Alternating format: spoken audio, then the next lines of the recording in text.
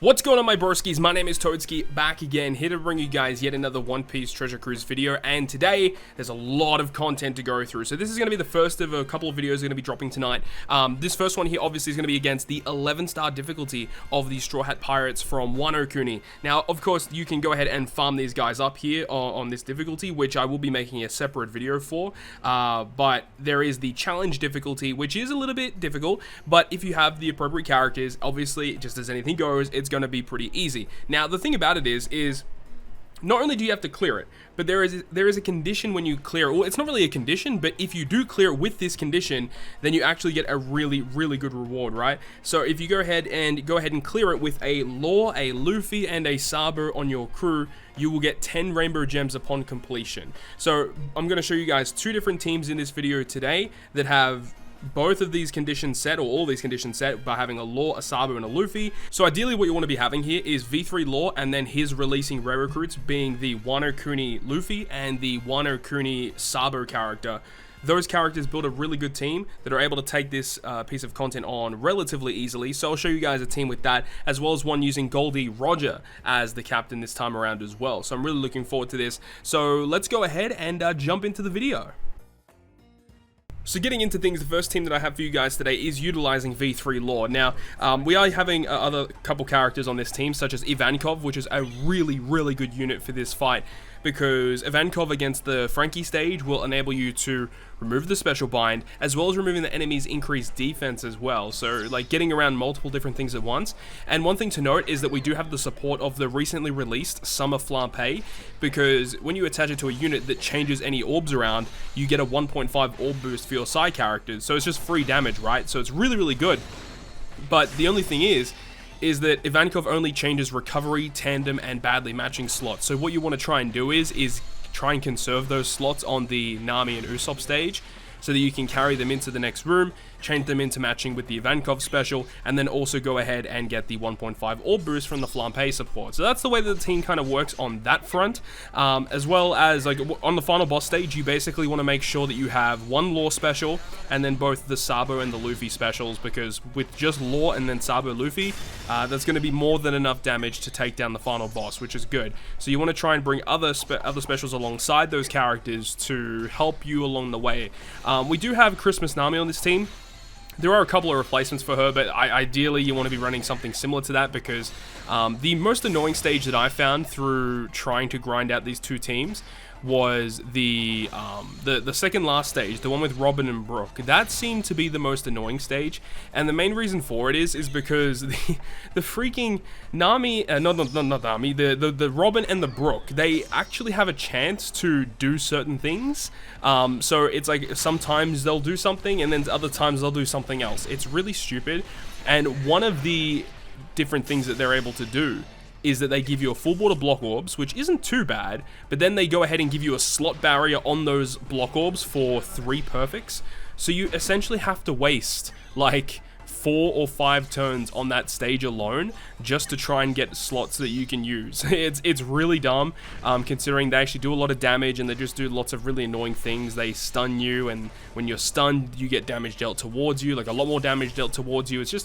It's not really fun, and I don't understand why they even build content that has a chance to do one thing and then chance to do another thing. When one of those things is pretty much game ending, it is pretty ridiculous, but it is what it is, right? This piece of content just sucks, honestly. I really do not like this 11-star difficulty challenge just due to that stage, but, you know, if you've got double V3 Law, it's really not that bad, because you have consistent healing, you've got pretty solid damage reduction, and then obviously with this team as well, we're using Liberal Hind, which does help out a lot because it does give us -1 cooldown at the start. If we've got a full side team, we get a 1.76 times boost from that ship, which is pretty absurd, and obviously the additional 1000 healing per turn goes a long way. So in this stage here, you can see we get despaired by the Robin and Brook, we get burnt, and our chain is lowered as well. Well, the burn was from the previous stage, but our chain is lowered, which does kind of suck. We do have the supports there of Rayleigh and Corazon to help us get rid of that despair, which is nice. But in my secondary team, you guys are going to be seeing in just a bit, with Gol D Roger as the captain. Obviously, he's built in such a way where you don't have to worry about despair at all, because his captain ability just resists it, which is great. But once you successfully make it past this stage, you are onto the final stage, where we have all of the enemies, all the different Straw Hats, and they each have a lot of HP, actually, between like 8 to 15 million each for each of them, which is kind of crazy. But they've got a lot of things there. They've got the full immunity, so you can't, you know, inflict any debuffs to them. They also have a damage reduction effect, so any character that isn't Psy will basically do hardly any damage towards them. They are target fixed, or you are target fixed to Sanji and Frankie. They give you 5 turns of paralysis, again pretty annoying, and then they give you 2 turns of special reverse, which is where the Luffy and the Sabo characters are really great, because their special abilities resist special reverse, as well as having the effects to minus the cooldowns of your characters, which is, again, just super nice. And then with all the slots that they give you, you can just use Law Special to change them into matching, which is pretty good. And then obviously, if you have Sabo and Luffy in the middle rows, both of those special abilities will just change all your slots into matching, which is probably what I should have done. I don't know why I structured the team like this. It was pretty weird. But you know, if you did get a straight tandem slot, that actually wouldn't be counted as beneficial. But overall, V3 Law was a very, very simple team, and I'll talk about the next team, which is utilizing Gol D Roger.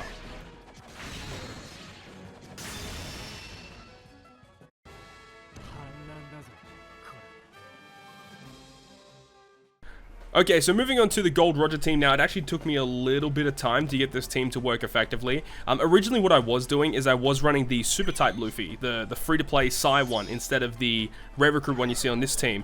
But I found that, you know, once I wanted to use the special a little earlier on, I just could not get matching slots. I was just getting really unlucky. But, you know, if you've got some sort of way to get matching slots a lot easier, then, you know, that Luffy would be fine, or try and conserve some matching slots before moving into the Frankie stage.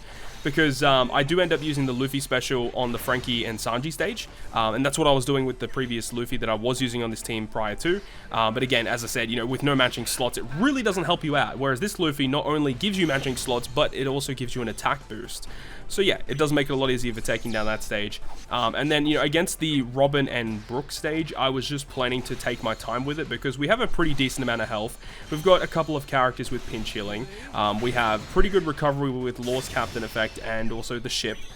So I wasn't really too concerned. As long as I, you know, move into the Robin and Brook stage with a decent chunk of health, we're not really going to have too many problems. We are using Stampede Raid Sabu on the team as well, because his special's super nice a little bit later on, where we can use it on the Robin and Brook stage, because it gets rid of the burn. It can get rid of attack down, which is one of the effects that you can get inflicted with. And it also makes all your type slots count as matching, and also gives you color affinity boost. Like, Stampede Sabu is one of the better Clash characters in the game, so if you haven't maxed him yet, I highly advise doing that, because he's really good. So by using him a little earlier, and then we can go ahead and just use the Law special and the Roger special on the final stage to give us all the damage that we need against the final bosses.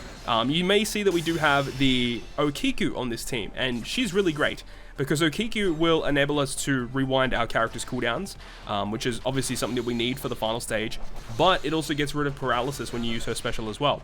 And, you know, one thing that I did find that I actually ran into was, damn, you know, I used Okiku on the final boss stage, but, you know, I've still got 1 turn of paralysis. How the hell am I going to get rid of that? Well, luckily, we have a brand new ship in the game that has a special ability that can get rid of paralysis, which is the Oro Jackson, and that's the reason why we're running it. Now, Ivankov is actually not boosted by the Oro Jackson, because Ivankov is not a slasher or a free spirit. This Ivankov here is actually a fighter cerebral. So unfortunately, this Ivankov basically does like no damage comparative to the other characters on our crew.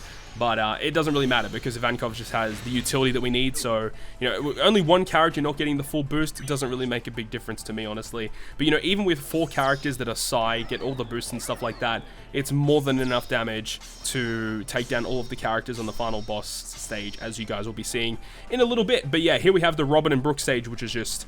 it's the worst. It actually is the worst stage. If you get inflicted with that one where you get block orbs and they give you the slot barrier, yeah, it's pretty harsh. But anyways, that's going to conclude this video. So I hope you guys enjoyed it. Hopefully you get your 10 rainbow gems and potentially spend it on the Roger or Odin banner before they go away, because they are not here for much longer, I think. Or I think they might be gone by now. I don't know. I know that they're not here for much longer either way. So this is your last kind of opportunity to potentially get those characters. But anyways, that's going to wrap up this video. I really hope you guys enjoyed it. And if you guys did enjoy it, make sure you go ahead and leave a like. And if you want to stay up to date with all the content that I post on my channel, including more One Piece Treasure Cruise content, make sure to hit the subscribe button down below. But on that, guys, I'll see you guys within the next video.